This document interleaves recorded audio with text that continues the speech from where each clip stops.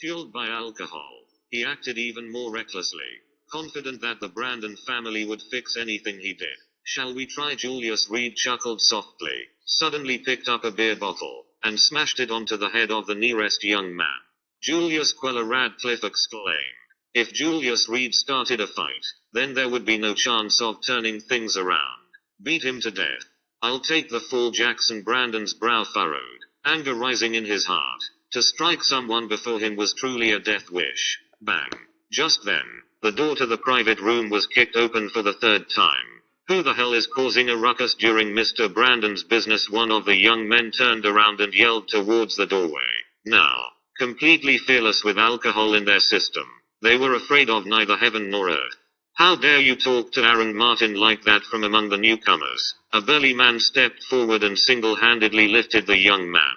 Better mind your tongue in the future, or I might just break your neck. The burly man, both strong and muscular, held the young man aloft as effortlessly as an eagle clutching a chick, frightening him into a cold sweat.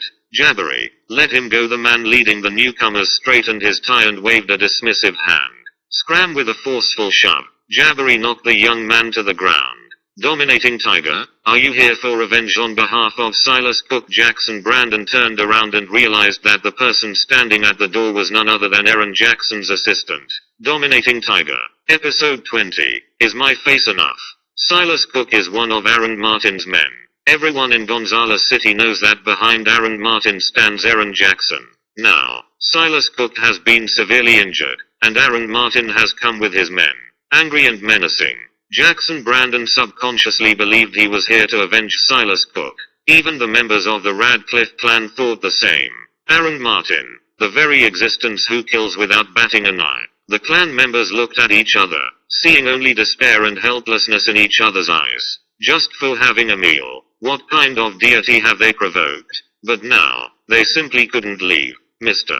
Brandon is here too. Aaron Martin took off his sunglasses, walked over with a smile, and extended a hand. When Aaron Martin's man is beaten, naturally, I, Jackson Brandon, can't just stand by. Jackson Brandon stood up from his chair, shook hands with Aaron Martin, and then sat back down.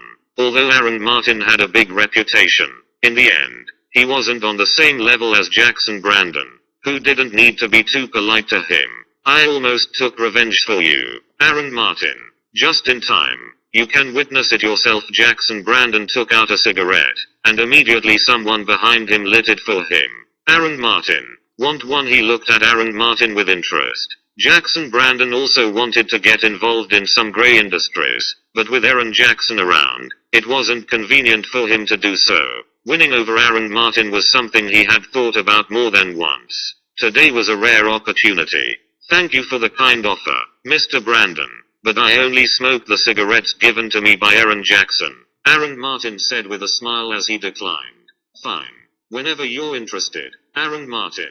Just come and find me. Jackson Brandon nodded his head and said nothing more. It's no rush to win over someone like Aaron Martin. Aaron Martin. It's this young man who injured Silas Cook so badly. Jackson Brandon pointed at Julius Reed, in front of Aaron Martin. Break both of his legs for me first. Yes. A few young men rolled up their sleeves and walked over to Julius Reed. Hold on. Just then, Aaron Martin stood up and slowly walked over to Silas Cook. Now Julius Reed is as good as dead, offending Jackson Brandon and Aaron Martin at the same time. He really thinks he has too long a life if things go wrong. Queller Radcliffe might get dragged down too. The Radcliffe family members were gloating, their faces filled with mockery. Jackson Brandon also had the look of someone watching a show. Aaron Martin was known to be ruthless and merciless. This time, his own man had been beaten. He certainly wouldn't let it go easily. Did you have a conflict with him? Aaron Martin asked coldly. However, to the ears of others, something felt off. Does it matter who had the conflict with whom? What's important is that one of Aaron Martin's men has been beaten, and beaten very badly. Aaron Martin. Bang. Before Silas Cook could finish speaking, Aaron Martin kicked him. Spurt. The kick was powerful, directly causing Silas Cook to spit out blood. The private room fell silent, so quiet you could hear a pin drop. Everyone was stunned, unable to comprehend what had just happened. Aaron Martin, what do you mean by this? Jackson Brandon frowned, dropping his cigarette to the ground. Silas Cook was already seriously injured. Why would Aaron Martin give him an extra kick? And the force of it was so strong.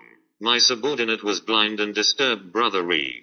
Please forgive us. Aaron Martin ignored Jackson Brandon and knelt in front of Julius Reed. Everyone's eyeballs nearly popped out. Gonzales City dominating Tiger, Aaron Jackson's top assistant. To think he had to kneel before a useless good-for-nothing today. Aaron Martin.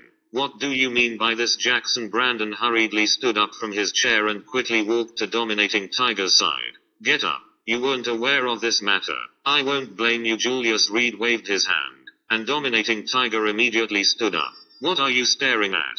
Drag this trash out for me. Quick. Having been forgiven by Julius Reed, dominating Tiger seemed greatly relieved. With a wave of his hand, several people immediately rushed up and dragged Silas Cook away. Although he wasn't clear about the relation between Julius Reed and Aaron Jackson, the fact that Aaron Jackson had acted personally meant it was definitely no small matter.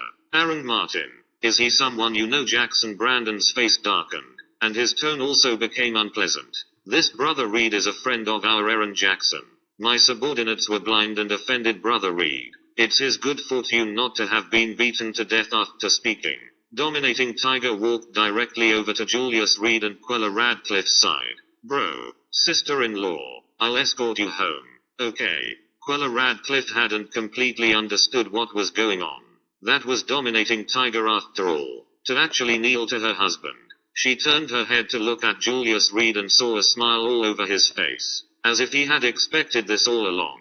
Wait a second. Jackson Brandon's gaze turned frosty. Since Silas Cook's issue has been settled, shouldn't we settle our own scores? His ice-cold eyes looked towards Julius Reed, and he tightly clenched his hands together, to openly insult him. Jackson Brandon was a first for Julius Reed. If he didn't teach Julius Reed a lesson, he'd become the laughingstock of the whole Gonzales City. I told you before, my face is something you can't afford. Julius Reed simply smiled, his eyes brimming with disdain. Mr. Brandon, consider it a favor for me. Dominating Tiger, and let this go for today. Dominating Tiger looked at Jackson Brandon with a resolute expression. Jackson Brandon's influence might be great, but it didn't compare to the pressure of Aaron Jackson. Don't think that just because you have dominating Tiger backing you, you can talk to me like that. Jackson Brandon pointed at Julius Reed, enunciating every word. Today, no one's face will do. You must leave your legs behind. No sooner had he spoken than the young men gathered around. What if I insist on protecting him? Dominating Tiger stood in front of Julius Reed with an equally somber expression. Today, even if it cost him his life, he had to protect Julius Reed. Otherwise, if Aaron Jackson got angry, he wouldn't have a peaceful life. The death of Black Bear was vivid in Dominating Tiger's mind. Is Aaron Martin intentionally opposing me? Jackson Brandon looked up, his face growing darker. I respect you by calling you Aaron Martin.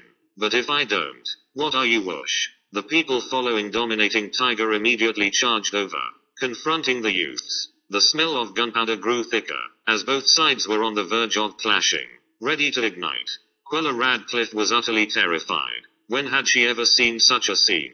Dominating Tiger, your face isn't worth enough. Jackson Brandon gestured grandly. Anyone who dares to stop me will be beaten to death. But just then, bang. The private room's door was kicked open for the fourth time. A man dressed in white walked in slowly, calm-faced, carrying a bit of a gentleman's air, yet also subtly exuding ruthlessness. Jackson Brandon, I wonder if my face is worth enough.